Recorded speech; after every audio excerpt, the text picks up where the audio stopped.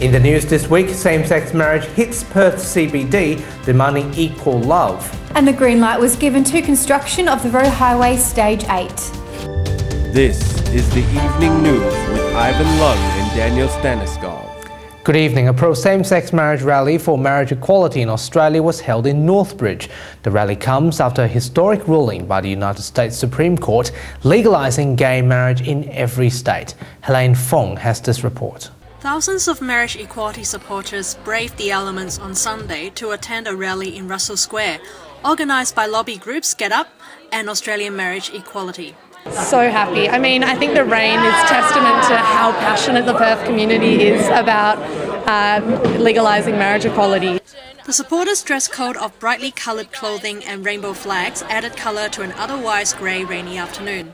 Speakers at the rally included a reverend from the Anglican Church and politicians from Labor and Greens.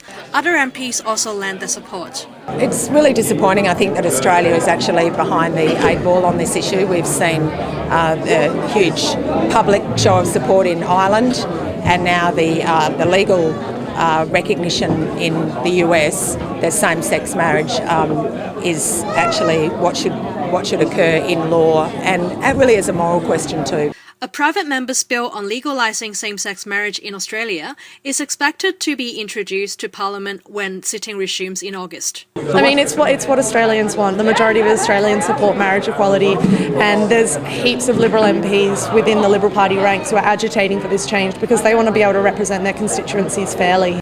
Helene Fung, WAMN News. The controversial Road Highway Stage 8 has been approved by the Environment Minister this week. Although the Minister has implemented strict conditions to protect the Billia wetland, there are different opinions towards the authorisation. Cesilla Faustina with the details. The Environment Minister Albert Jacob approved the construction of Road 8, but with strict environmental process. He stated that the technical construction methods will be used to protect the wetland. There has been huge response from the community with a protest held in Hamilton Hill on Sunday.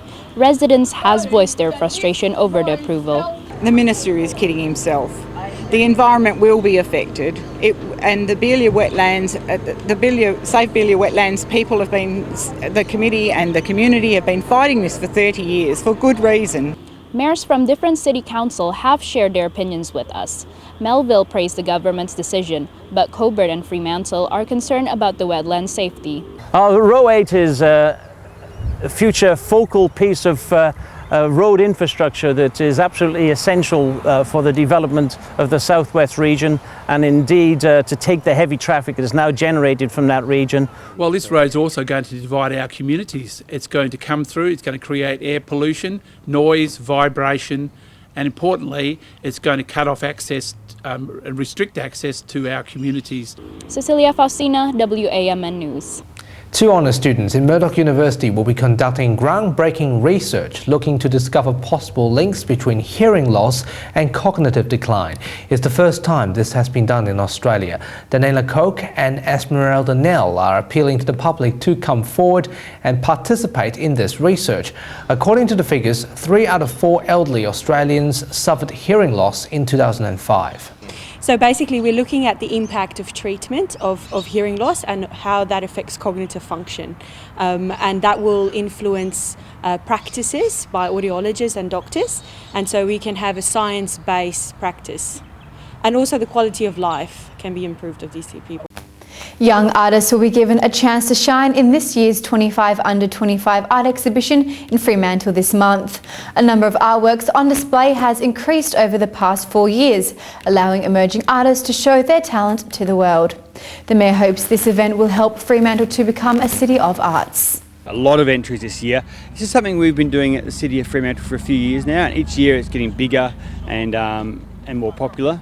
And I think also we're seeing some fantastic quality coming through as well. The referendum on the Greece bailout is currently underway. Before the referendum, the opinion polls showing both yes and no camps are too close to call, with 12% of voters undecided. The bailout referendum was seen as a vital decision to the country's future, potentially deciding whether Greece will stay within the European Union. China's Foreign Affairs Department has urged Japan to stop creating hysteria over security issues on the South China Sea. The spokesperson from Beijing responded to Japan's security white papers this week, reiterating China's sovereignty around Nansha Islands. China also accused Japan of making excuses in an attempt to push forward with their national security agenda. And finally tonight, Fremantle is going green with the community attempting to plant 5,000 trees in just 2 hours. The event was held by the Friends of Hollis Park. Approximately 200 people participated in the activity. We're trying to create a green corridor from Clontarf Hill down to South Beach, so that's just locally, but then on the Swan Coastal Plain environmentally. This will become a habitat for black cockatoos and other bird life. So it's a new home for them. As an urban bushland, a new urban bushland for local wildlife. So for all of Western Australia, it's a great thing as well. And those are the stories you need to know this week. We have the latest news on our website. Until we see you again next Sunday, good night.